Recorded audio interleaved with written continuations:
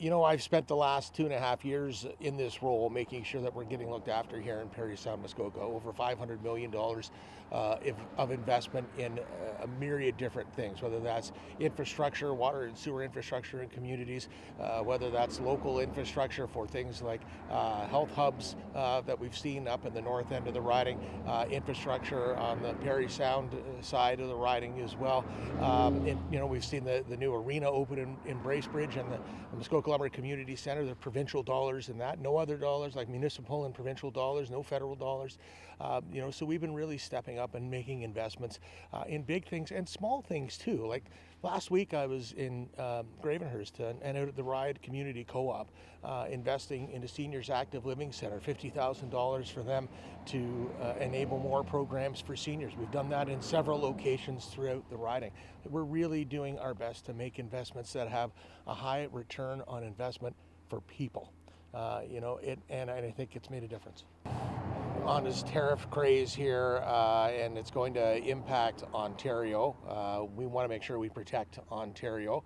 The Premier's taken a very clear leadership position in making sure that we protect the people of this province, the jobs in this province. That includes jobs and people right here in Parry Sound-Muskoka. And it's going to be, frankly, a wild ride for the next 4 years with someone who's very unpredictable as President of the United States. And we need a strong leader, and our Premier is that strong leader. Smith addresses the current situation with the hospital redevelopment in Muskoka that has faced some criticism locally, especially in South Muskoka.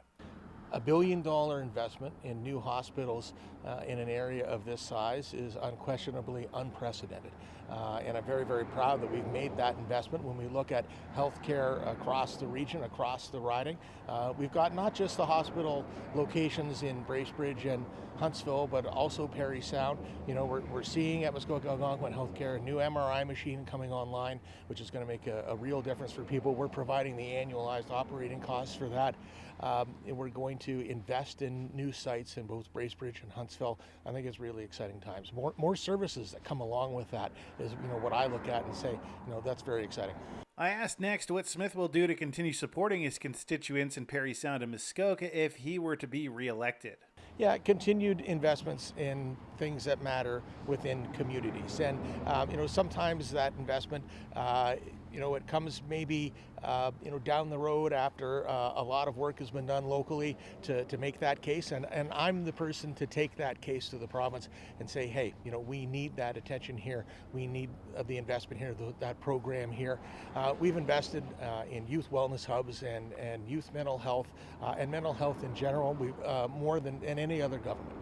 We've got a minister that is focused on that task only. On the broader health front, we've seen investments in primary care in the riding, and the minister, along with Dr. Jane Philpott, just announced the other day $1.8 billion to get people connected to care. So as we work on care for people in the community, as we work on clearing the red tape to build more homes, providing the base infrastructure like water and sewer infrastructure to get more homes built, great things will happen in Parry Sound-Muskoka. I've worked really hard. I don't think I've worked really hard. I know I've worked really hard on behalf of everybody in this riding, and it's my pleasure to do so. I get up every day feeling very, very fortunate that I get to do this job. I love to do this job. Love hearing from people, the good and the challenges too, right? If you give me a challenge, I want to try and fix it. And I think I've got a good track record of doing that. And I want to continue to do that, work for the great people of this riding. It's been my honor to do so.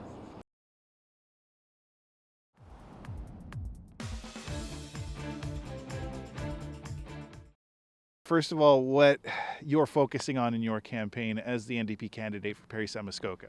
So, for me, the perspective the NDP brings to any election is a more end-person motivation.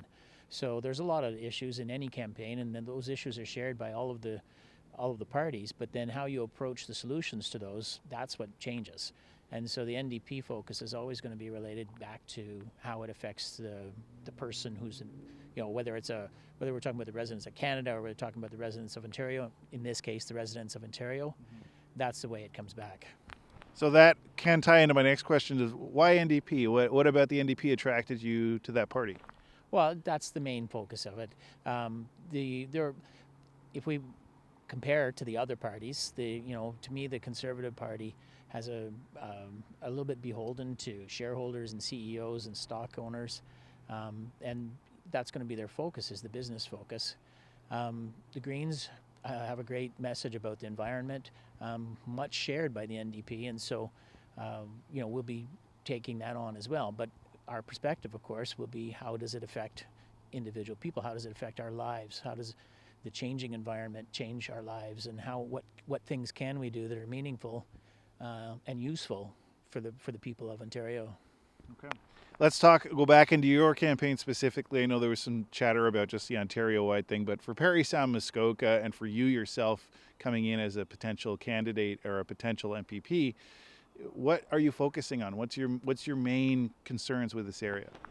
So for this area, I mean, there's a lot of issues that are shared across Ontario, but absolutely, like affordability and homelessness are going to be issues in any area, and we have our share of issues in that particular area.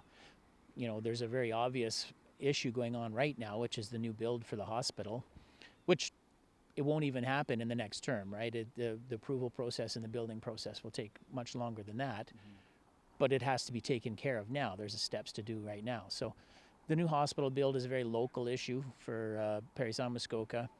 There are, if you ever read through the DSAB reports, there's a lot of people who are being supported for homes because they can't afford to have their own homes today. So, and I am a municipal councillor as well, and so municipalities have struggled through a lot of downloading. There's an awful lot of things that municipalities are paying for that really are probably a provincial responsibility. Things like supporting local medical centers, not just hospitals, but the smaller medical centers where the doctors are and so on. And I mean, if we're going to talk about medical centers and hospitals, we can't ignore people who can't even get a doctor. So we need to do a lot of work there. Now, you mentioned you're a municipal councillor in Strong Township. Almaguin region does have its similarities, but also differences from Muskoka. How do you familiarize yourself with the entire area? Because this is a huge area for an elected official. It's absolutely a challenge. I mean, it's going to be an effort to do that, to do exactly that, to visit the areas and learn what all of the local issues are. Because there's a saying that all politics is local, and there's a lot of local in Parry Sound-Muskoka.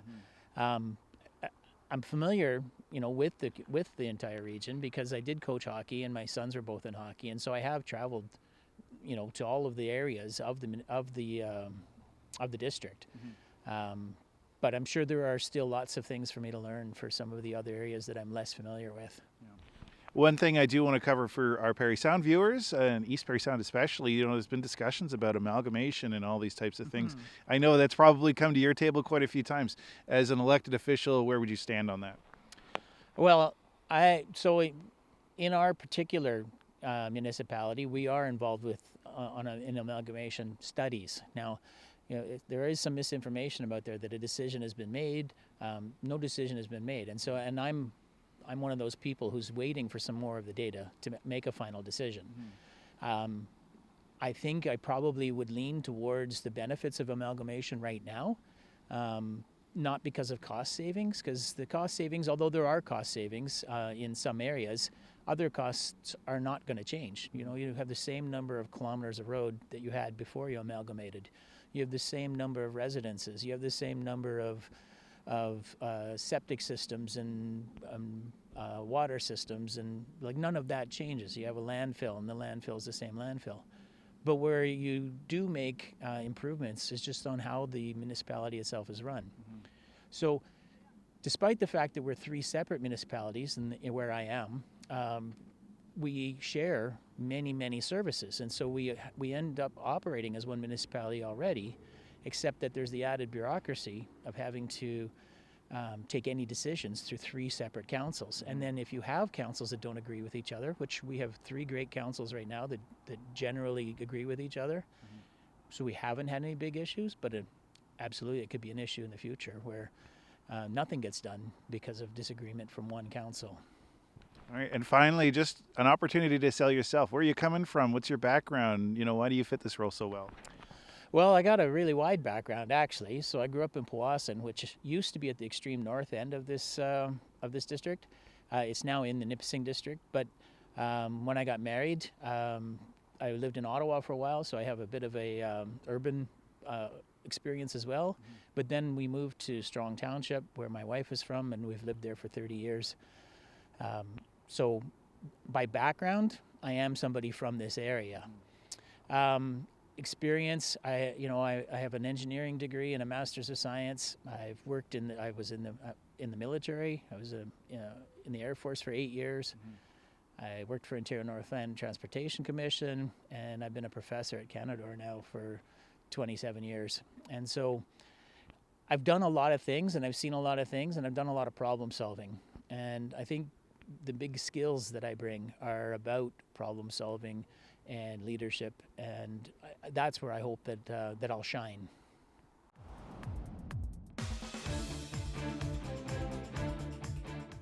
Six terms you've run now, 17 years. Tell me about this campaign. What's keeping you going with this? I think it's the momentum that's built in the support of just all the volunteers that we have, over 400 volunteers, in fact 500 now I believe, out every day, knocking on doors, making phone calls, and just seeing it across the riding, the support. In fact, last night I was at the Almagwin All Candidates debate, and just seeing how our message really resonates with people, and a lot of pride in our riding. I'm just fortunate to be the face and the voice of what's going to be a new way of doing politics for our riding down at Queen's Park, if I'm fortunate enough to get in. We just released a fully costed platform, and I think that openness and transparency that we're providing for people to see what solutions and strategies we can offer people to reach their priorities is hitting all the right targets for people when they want a new way of doing politics that shows a bit of honesty and integrity, and has a candidate that shows up and listens and appreciates the issues that are being expressed. What would you say the pillars of your platform are with the Green Party right now?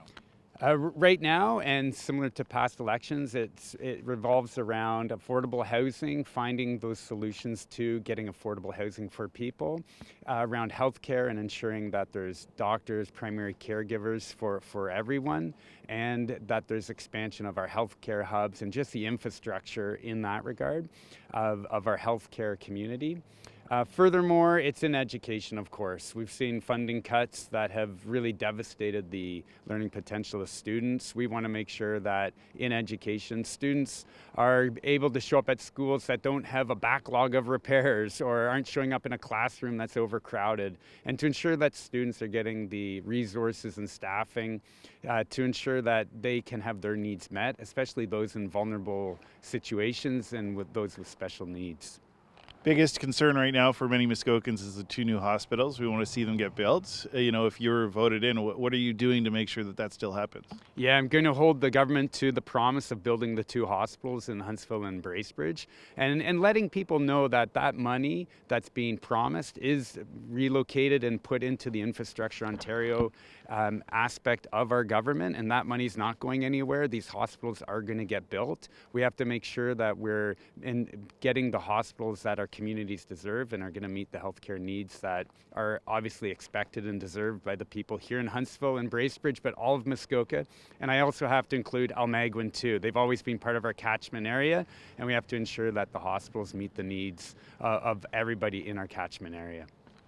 Just final comments on your campaign and what you want to get across to the voters here in Parry Sound-Muskoka. I want to let all voters know that we're going to finish what we started. We're going to turn this riding green, and what that really means is sending Matt Richter down to Queen's Park to be a strong, independent voice for the people of Parry Sound-Muskoka. I'm not Mike Schreiner's boss, or Mike Schreiner's not my boss. I'm certainly not Mike Schreiner's boss, but Mike Schreiner's not my boss, neither is Doug Ford, and that's because the person who's my boss is the voter, and that's all the voters and the residents of Parry Sound-Muskoka. They're going to send me the direction as to what to speak up for down at Queen's Park.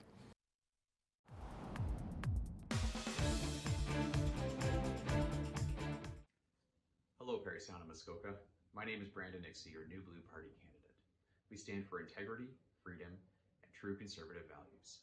Unlike the progressive conservatives, who many feel have strayed from these principles, New Blue promises to reinvigorate individual responsibility and free market economics. In our stunning region, We prioritize the environment with a non-ideological energy policy, favoring nuclear and water energy sources over landscape-marring wind turbines that inflate electricity bills. We'll cut the HST from 13% to 10%, aiming to eliminate it altogether, putting more money back in your pockets across Huntsville, Bracebridge, and beyond. Education is crucial, and we'll bring back the Safe Schools Act to ensure our schools are places of learning and not political experimentation. We're aware of the rising cost of living from Parry Sound to Gravenhurst, and our economic strategies focus on growth that benefits all, not just the elites. We oppose the carbon tax, which burdens our local businesses and families, and support personal freedom and health choices. Choose me for my leadership experience, vision, and local understanding to tackle overlooked issues like healthcare access and boosting our economy. Vote New Blue for a community that thrives on freedom, responsibility, and true conservatism.